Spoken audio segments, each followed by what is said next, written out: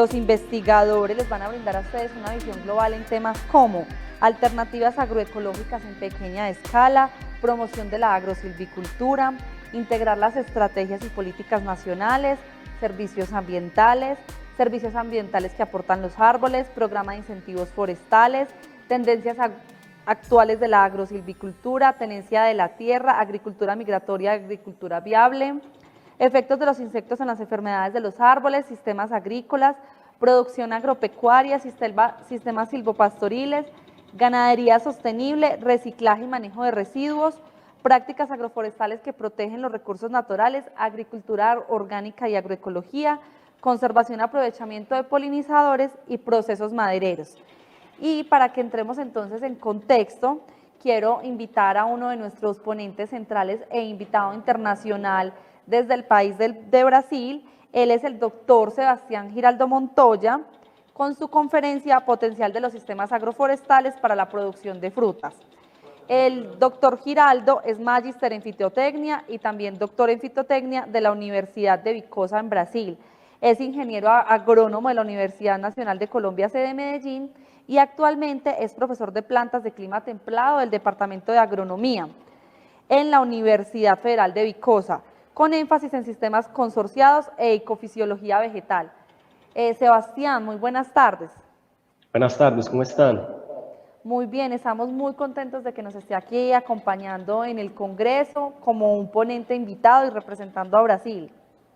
Yo que les doy las gracias, muchísimas gracias. Me puse muy contento con la invitación y lo que yo pueda ayudarles, siempre pueden contar conmigo. Bueno, muchas gracias. Continuemos entonces con su ponencia. Ok, entonces buenas tardes a todos. Les agradezco otra vez por la invitación. Muy bien, mi presentación fue perfecta, muchas gracias. En realidad soy egresado de la Universidad Nacional de Colombia. Un fuerte abrazo para todos mis colegas y profesores de la Universidad Nacional. Hace 9 años yo salí de la institución, salí de la universidad y como muy bien me presentaron, yo soy ingeniero agrónomo y salí de Colombia para hacer un intercambio en Buenos Aires por 6 meses. En la época pude conseguir por medio de la Universidad Nacional para Buenos Aires y esos 6 meses se convirtieron en 9 años. Yo voy a completar 10 años fuera de Colombia y ya me encuentro como profesor aquí en la Universidad Federal de Viçosa. Muy bien, hoy es uno de los asuntos tal vez más importantes dentro del mundo, ¿ok? Entonces el título de nuestra palestra hoy, de nuestra ponencia, es Potencial de los sistemas agroflorestales para la producción de frutas. Les quería decir también, ya les dejo las puertas abiertas de la universidad y de nuestro departamento. Estudiantes de pregrado, de posgrado que quieran venir a la universidad, las puertas estarán abiertas. Tenemos una comunidad muy grande de extranjeros, muchos de África y también una comunidad relativamente grande de colombianos también. Muy bien, entonces como nuestro tiempo no es muy largo, vamos a dar inicio a los datos más importantes que yo quería compartir con ustedes.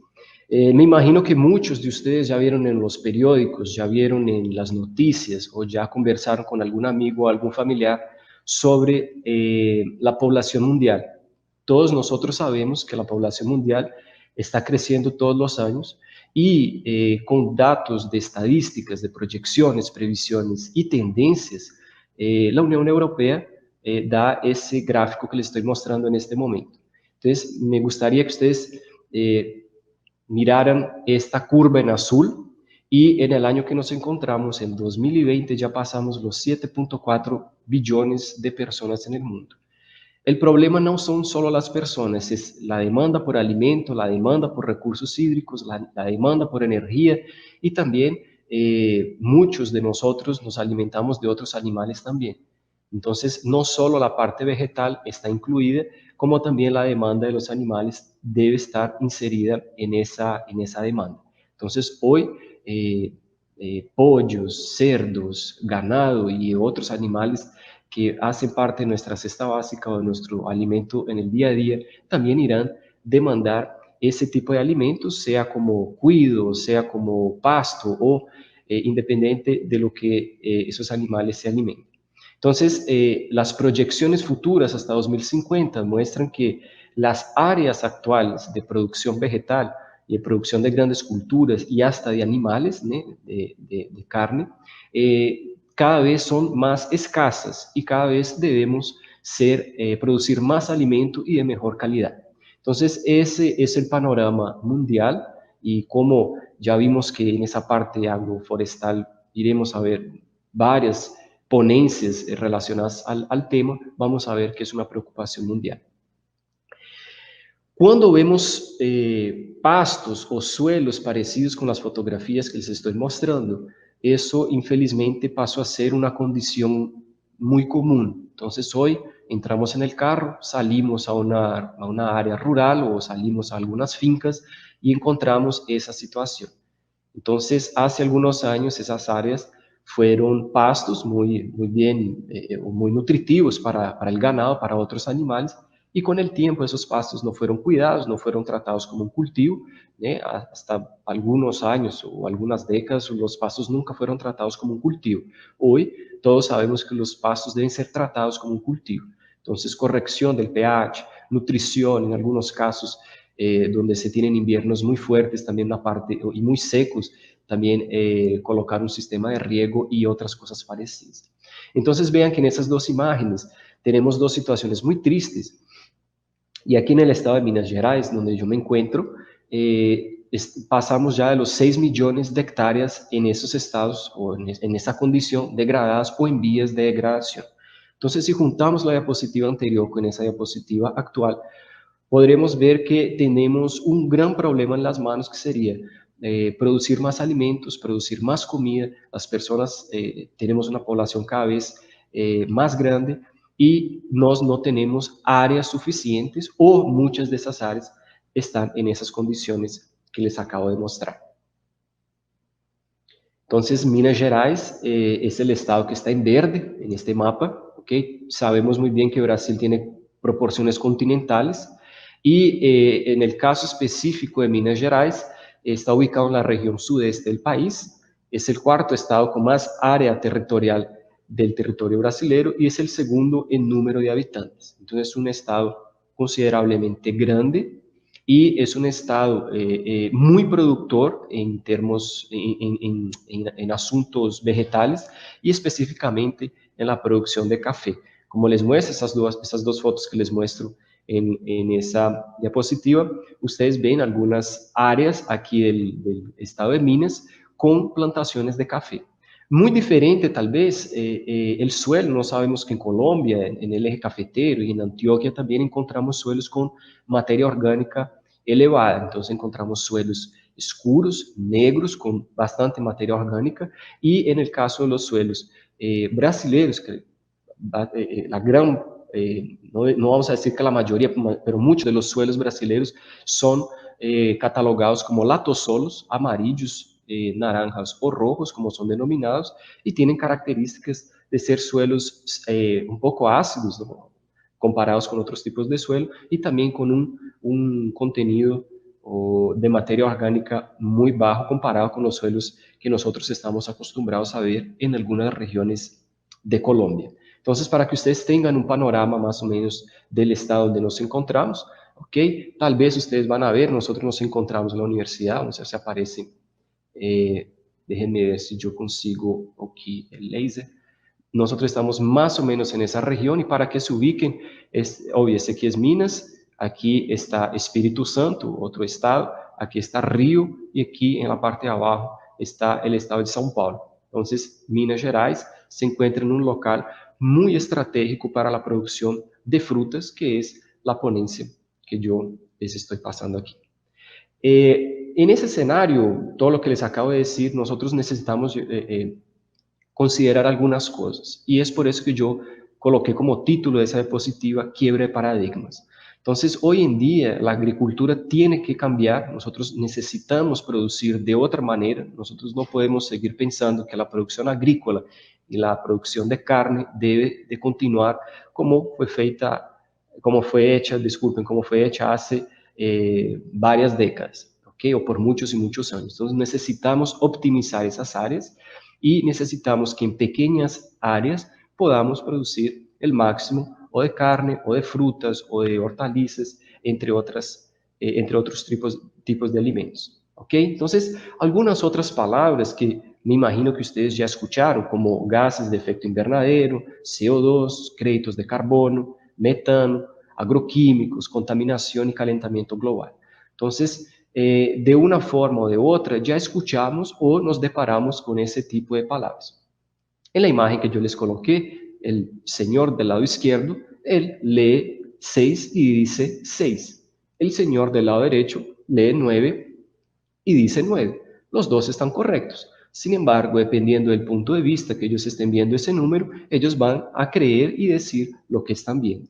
Entonces, el llamado de atención en esta diapositiva para todos ustedes es que nosotros necesitamos pensar diferente y empezar a producir alimentos de una forma que nunca antes fue hecha o que ya encontramos algunas investigaciones, pero que no en todos los ámbitos o en todas las áreas del conocimiento de la agricultura han sido exploradas.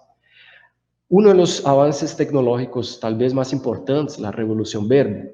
Y aquí a modo de definición, la Revolución Verde es el conjunto de invenciones tecnológicas cuya finalidad fue mejorar la agricultura, multiplicó la producción de alimentos, causando conmoción y apuntada como la solución para el hambre del planeta. Ustedes están viendo en esa imagen del lado izquierdo, Norman Borlaug, es un ingeniero agrónomo, fue un ingeniero agrónomo americano, y en la época él trabajaba como dentro del mejoramiento de plantas con trigo. Y en la época necesitaban, o la demanda por alimentos era tan grande que necesitaban pensar en otras fuentes de proteína, de alimento, y conseguir ofrecer ese tipo de alimento para el mundo. Entonces consiguieron, además de algunas tecnologías como fertilización, riego, algunas otras variedades y entre otras cosas que hoy las utilizamos en nuestro día a día como ingenieros agrónomos, Norman consiguió producir las primeras variedades de trigo enanas que fueran altamente productivas. Entonces, ese fue un gran avance tecnológico, ¿ok? Y que revolucionó el mundo en esa época. Otro de los avances más importantes tecnológicos, podríamos decir, que fue entre la década de 60 y década de 70, y fue la adopción de nuevas tecnologías sustentables. De entre ellas, tenemos la siembra directa. Entonces, en la época era impensable no pasar un tractor, no pasar una máquina pesada, no pasar el arado y hacer toda remover el suelo, levantar el suelo, arar el suelo y después colocar productos fertilizantes o calcário, entre otras cosas, para potencializar todo el crecimiento de esas plantas. Entonces era inimaginable que con el resto de los cultivos de la cosecha anterior pudiéramos colocar las semillas otra vez en campo y empezar a producir. Entonces, hoy en día, esa técnica, siembra directa, representa utilizar en 35 millones de hectáreas son cultivados con ese sistema, y eso representa 90% de área de granos.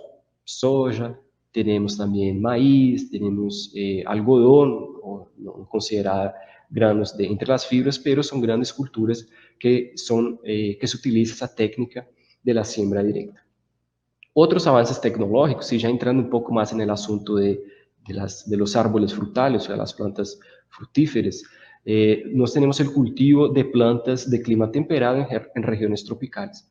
Entonces, hoy en día encontramos en regiones tropicales y subtropicales plantas, como es el caso de la vid, siendo producida en esas áreas. Entonces, plantas que siempre las teníamos relacionadas con países o regiones de clima templado, con inviernos más fuertes y rigurosos, nosotros ya podemos producir ese tipo de plantas en otras regiones más cálidas y que no tengan esa necesidad de bajas temperaturas. ¿Cómo fue posible?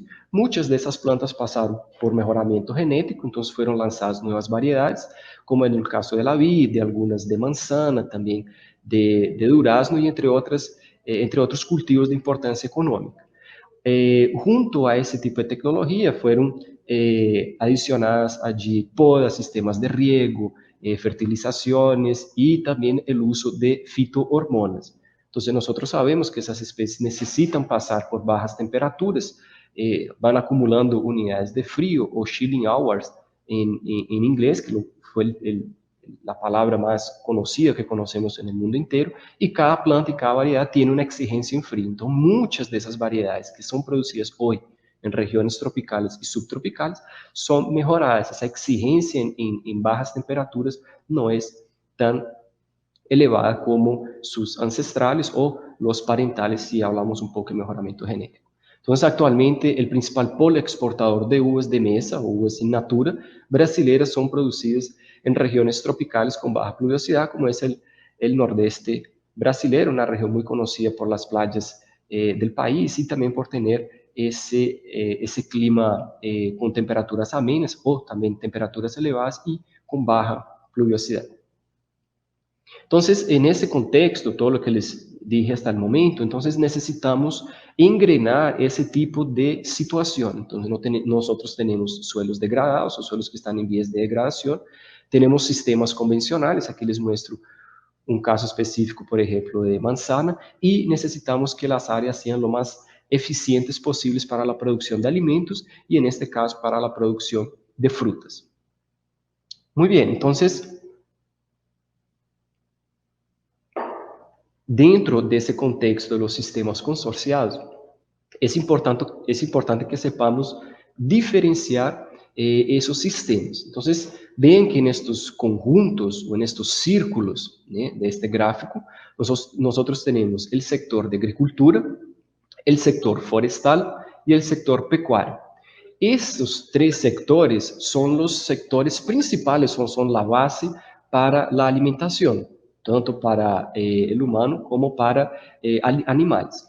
Entonces vean en esta parte, cuando se junta el sector agricultura con el sector forestal, en esa parte que se juntan esos dos círculos, ¿okay? Nosotros tenemos los sistemas agroflorestales. Entonces ellos comprenden la silvicultura más la agricultura. Ahora, cuando nosotros comparamos el sistema forestal con pecuaria, encontramos también una área en común. Esa área en común es el sistema silvopastoril o silvipastoril. Sería silvicultura más pecuaria. Y cuando analizamos el sector pecuario con el sector agrícola, nosotros tenemos el sistema agropastoril, que sería agricultura más pecuaria. ¿Ok? Ahora, si ustedes se dieron cuenta, tenemos en esos tres sectores, forestal, agricultura y pecuaria, tenemos un punto de referencia, un punto donde se encuentran esos tres conjuntos. ¿Ok? Y él es el denominado sistema agrosilvipastoril, agricultura más pecuaria más forestal. ¿Ok? Entonces, en el caso de nuestra ponencia o de lo que les quiero hablar el día de hoy, estamos en este punto, entre ese conjunto, esas dos áreas entre agricultura y forestal, que serían los sistemas agroforestales. Muy bien, esos sistemas agroforestales, o más conocidos como SAFs, nosotros los denominamos, o muchos investigadores también los denominan o los separan en diferentes tipos de especies que deben ser inseridas dentro de esos sistemas. Entonces, a mí me gusta explicarlo como si fueran algunos escalones. Entonces, en el escalón más bajo, nosotros tendríamos las gramíneas y leguminosas. Entonces, esas plantas, a función de esas plantas sería cobertura, protección del suelo y producción de materia orgánica, y también mejorar las características físicas y químicas del suelo. Entonces, nosotros ya tenemos algunos trabajos realizados aquí en la universidad, donde algunos pastos que estaban en vías de degradación o ya degradados, el primer paso es permitir o evitar que ese suelo continúe en ese proceso de degradación y colocamos algunas de esas especies, sean gramíneas o sean leguminosas. Y ellas van a estar ocupando el primer escalón de esa pirámide o de esa secuencia de escalones. En el segundo escalón, nosotros tenemos los frutales de ciclo corto. Claro, que cuando ustedes vean o estudien otro tipo de sistemas, vocês van a encontrar plantas forestales, vocês van a encontrar madereras, van a encontrar otro tipo de especies que son utilizadas en esos sistemas. Como el caso de nuestra charla es la parte de frutas, entonces aquí nos tendríamos en ese segundo escalón los frutales de ciclo corto. Entonces, Repare que teremos frutales de crescimento rápido, como banano, papaya, maracujá, piña, entre outras, e também o objetivo desse segundo escalão é generar lucro rápido para o produtor e proveer sombra para outras espécies. Então, nesse caso, quando nós vendemos essa ideia para um produtor, o produtor pode dizer que ele não pode esperar 7 anos ou 10 anos para começar a ter um retorno econômico. Então, nesse caso, nós colocamos algumas espécies de frutales que consigam em pouco tempo, em um ano, 14 ou 15 meses, já ter um retorno econômico para esses produtores. ¿Ok? E no terceiro escalão, nós tendríamos frutales perenes de ciclo largo. Então, são especies de crescimento lento, de características perenes, se dividen em 2 grupos, plantas adaptadas à sombra e plantas de pleno sol. Então, ¿qué es lo que se hace? Les voy a mostrar un poco más para frente en otras diapositivas cómo funciona esa sucesión de especies. Entonces, la sucesión de especies es una definición que la propia naturaleza ya hace en su ambiente natural. Algunas plantas van ocupando algunos niveles de luz, algunos niveles de exigencia hídrica, exigencia de nutrientes, entre otras cosas, y essas plantas se van acomodando a essas características do suelo, do clima, da umidade, da luz e entre outros factores. Ok? Então, aqui é um pouco mais fácil explicar-les essa parte de sucessão. Essa sucessão natural aplicada a los sistemas agroflorestales de fruteras ou de frutales, nós temos que entre um ano ou abaixo de um ano, menos de um ano, são utilizadas essas rasteiras ou essas espécies rasteiras. Então, algumas leguminosas, algumas gramíneas, e se o produtor tem alguns animais, ganado ou cabras, ou enfim, algum outro animal que pueda utilizar esse alimento, pode ser inserido nesse sistema nesse curto período de tempo.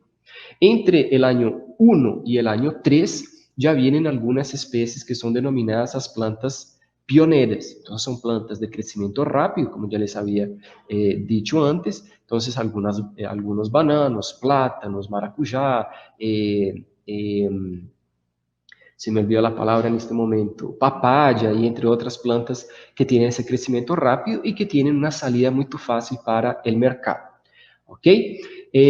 Posteriormente, entre o ano 13 e o ano 30, já vienen as plantas secundárias. Então, vean que neste caso, nesta imagem, aún temos algumas plantas de alguns plátanos, alguns bananos, e já aparecem algumas palmeiras, como é o caso de cocos nucífera, nesse caso, o coco tradicional de la playa, que nós tomamos na playa.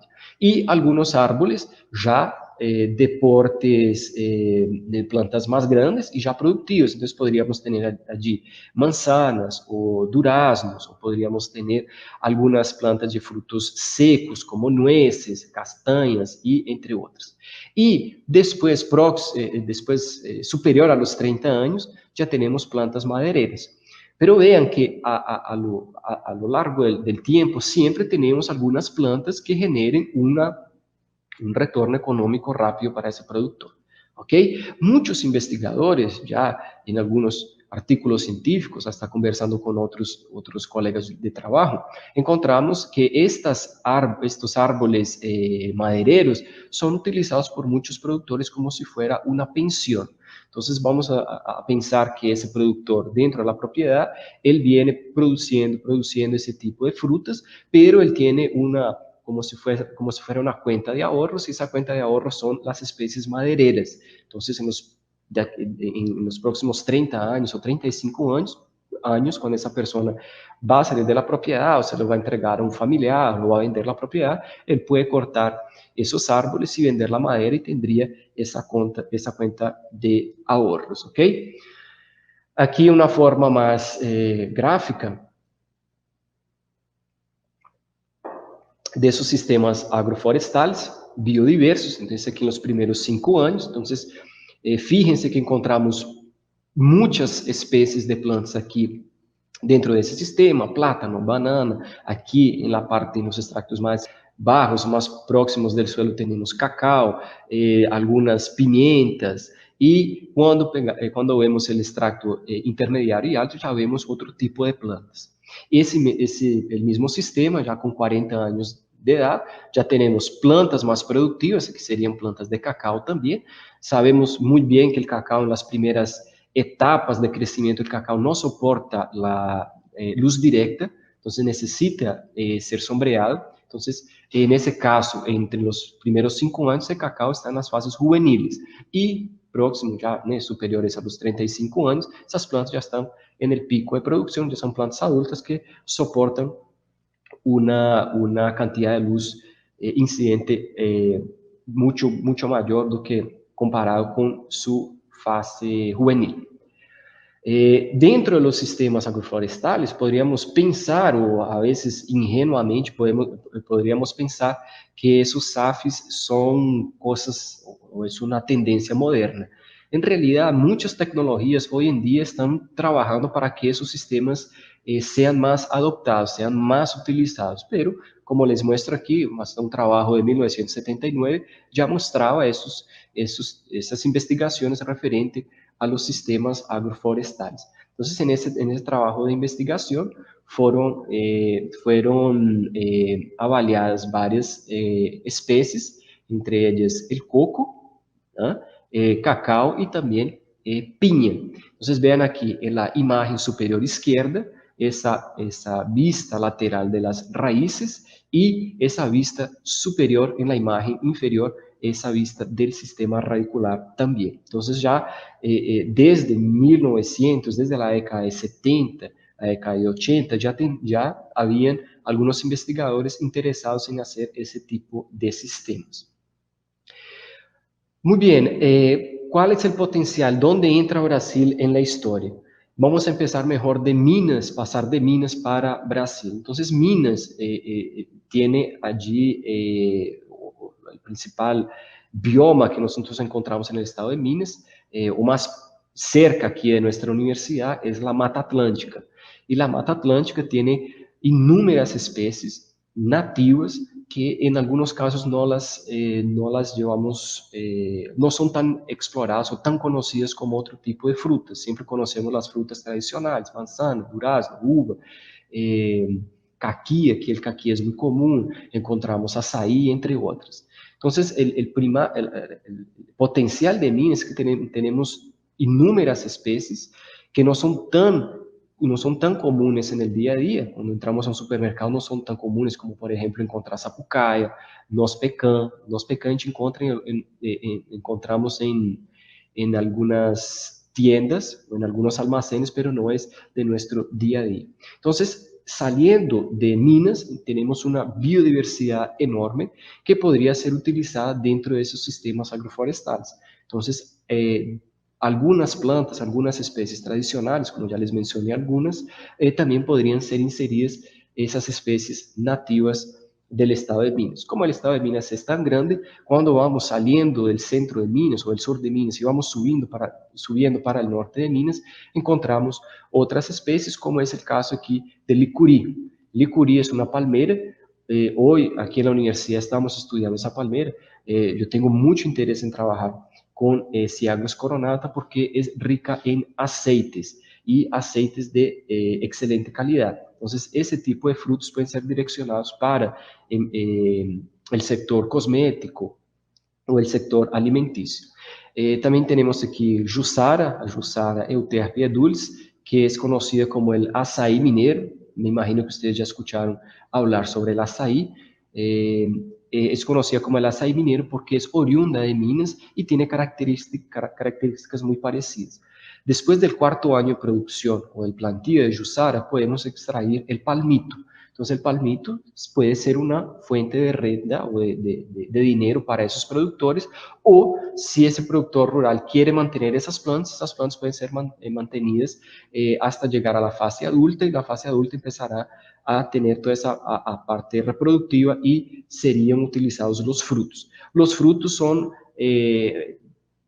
características organolépticas, son muy parecidos a los frutos del açaí. Sin embargo, algunas características como la concentración de antocianinas es más elevada comparado con el açaí, por ejemplo. Entonces, por eso que nosotros lo denominamos, conocido aquí en Brasil, como el açaí mineiro.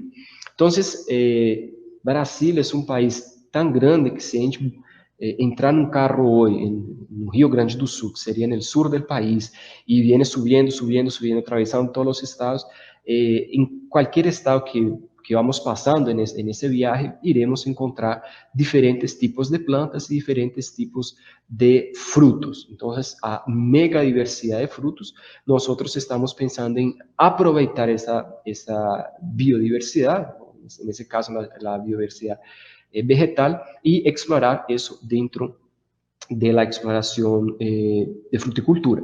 ¿Ok? Entonces ese aquí es uno de los toldos más populares en los mercados del nordeste brasileño. Entonces, vean aquí algunos frutos de palmeras.